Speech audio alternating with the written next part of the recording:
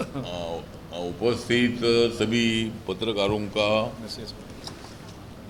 BJP के तरफ से स्वागत किया है। और ये जो 2024 के लोकसभा चुनाव का माहौल है, जिनको देश का लोकसभा चुनाव का मालूम नहीं है माहौल, जिनको देश के लोकसभा चुनाव का मालूम नहीं है माहौल, उनका नाम है राहुल। तो राहुल जी को ये मालूम नहीं है कि देश की जनता किसके साथ है।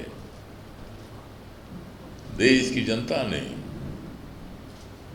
जिस तरह छत्तीसगढ़ में उखाड़ कर फेंक दी है कांग्रेस की जड़,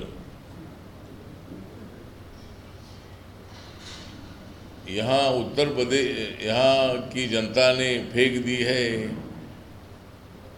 कांग्रेस की जड़। उस स्टेट का नाम है छत्तीसगढ़। तो छत्तीसगढ़ में एग्जिट पोल की रिपोर्ट भी आ रही थी कि यहाँ बीजेपी आएगी नहीं। मध्य प्रदेश में भी एग्जिट रिपोर्ट आ रहे थे कि भाई वहाँ भी बीजेपी आएगी नहीं। लेकिन छत्तीसगढ़ में 54 सीटें जीतकर, 90 सीटों में से 54 सीट जीतकर क्लियर बहुमत छत्तीसगढ़ में मिला। और भूपेश बघेल जी को बहुत बड़ा धक्का देने का काम यहाँ की जनता ने किया है। जहाँ जहाँ भ्रष्टाचार होता है उसको उखाड़ फेंकने की भूमिका नरेंद्र मोदी जी की है। कमाना है तो कमाओ, लेकिन कमाते वक्त तो थोड़ा अच्छा जमाओ। इतना मत कमाओ, और कमाना है तो उसके पेपर रखो, क्या कर रहे हैं, कितना कमाया है।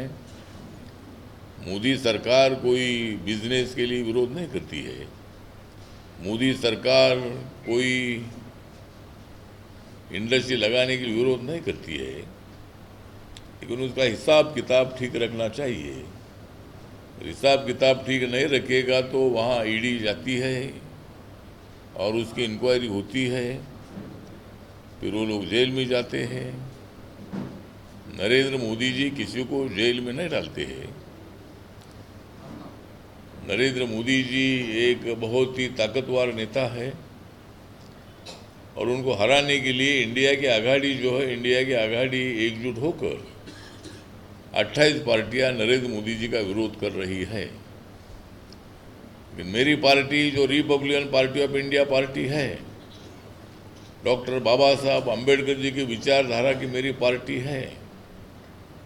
12 साल से 2012 से बीएमसी इलेक्शन जो मुंबई में हुआ था, तब से रिपब्लिकन पार्टी बीजेपी के साथ है।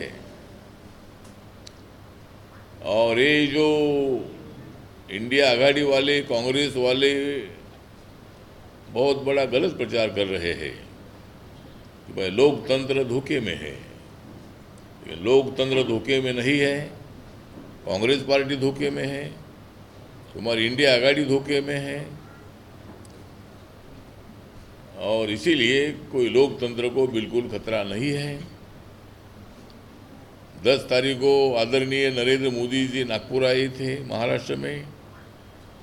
उन्होंने संविधान बदलने की भूमिका रखने वाले कांग्रेस को चैलेंज देकर बताया है कि भाई हम संविधान बदलने का विषय नहीं है, हम संविधान मजबूत कर रहे हैं। जम्मू कश्मीर से 370 आर्टिकल हटाकर वहाँ भारत का संविधान लागू हुआ।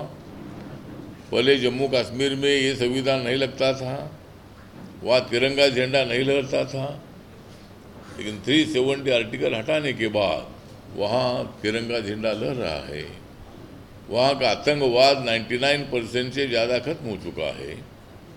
आर्मी को पूरे अधिकार मिल गए हैं, पहले आर्मी को कोई अधिकार नहीं थे। और आतंकवाद करने वालों को बहुत बड़ा मौका मिलता था।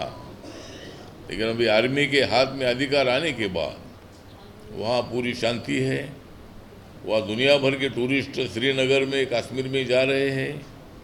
देश के टूरिस्ट भी कश्मीर में जा रहे, उनको भी डर लगता नहीं है। तो 370 आर्टिकल से पूरे देश का संबंध था। जम्मू कश्मीर को भारत से जोड़ने का विषय था और वो पूरा जोड़ने का काम नरेंद्र मोदी जी ने किया है। नरेंद्र मोदी जी ने देश के 51 करोड़ लोगों के अकाउंट बैंक में खुलवाने का मौका दे दिया है। नरेंद्र मोदी जी ने मुद्रा योजना के माध्यम से 46 करोड़ लोगों को लोन 50,000 से लेकर 10 लाख तक का मिला है। गैस सिलेंडर की उज्ज्वला योजना है, उसका 10 लाख से ज़्यादा महिलाओं को फायदा हुआ है। 4 करोड़ से ज़्यादा लोगों को प्रधानमंत्री आवास योजना का मकान शौचालय के साथ मिला है। 4 करोड़ से ज़्यादा लोगों को आयुष्मान भारत योजना, जो मेडिकल ट्रीटमेंट के लिए पैसा देती है सरकार, कम से कम 4 करोड़ से ज़्यादा लोगों को उसका फायदा हुआ है। किसानों के लिए बहुत सारा फायदा हुआ है। तो ऐसे कई निर्णय जो है, 10% आरक्षण इकोनॉमिकली वीकर सेक्शन को देने का निर्णय हो, उसके साथ साथ डॉक्टर बाबा साहब अम्बेडकर जी के मेमोरियल के काम पूरे करने का काम मोदी जी के कार्यकाल में हुआ। कांग्रेस के कार्यकाल में बिल्कुल बाबा साहब के मेमोरियल को उन्होंने हाथ नहीं लगाया। और 26 अली पोरोड का मेमोरियल हो, डॉक्टर अम्बेडकर इंटरनेशनल सेंटर हो, महू का बाबा साहब की जन्मस्थली हो, या मुंबई में दादर में हिंदू मिल की जगह 3,600 करोड़ की थी, वो ज़मीन बाबा साहब के मेमोरियल के लिए दी और अभी वहाँ काम चल रहा है। 450 350 फीट का स्टैचू और 100 फीट का फाउंडेशन, ऐसा 450 फीट का बाबा साहब का स्टैचू दादर में चैत्य भूमि के बाजू में खड़ा होगा। ये काम मोदी जी के कार्यकाल में हुआ है। कम से कम 1100-1200 करोड़ रुपए उसमें खर्चा होगा और ये संविधान बदला जाएगा, इसी तरह की बात ये करते हैं। लेकिन इमरजेंसी लागू करके इन लोगों ने संविधान की धज्जियां उड़ाई थी। इन लोगों ने उनके कार्यकाल में कम से कम 80 अमेंडमेंट इन लोगों ने इनके कार्यकाल में हुए थे। तो मुझे लगता है कि संविधान बदलने की भाषा ये जो लोग करते हैं, संविधान बदला नहीं जाएगा। राहुल गांधी जी को मेरा सवाल है कि आप भारत जोड़ो यात्रा निकाल रहे हैं, लेकिन बात तो भारत तोड़ो की करते हैं।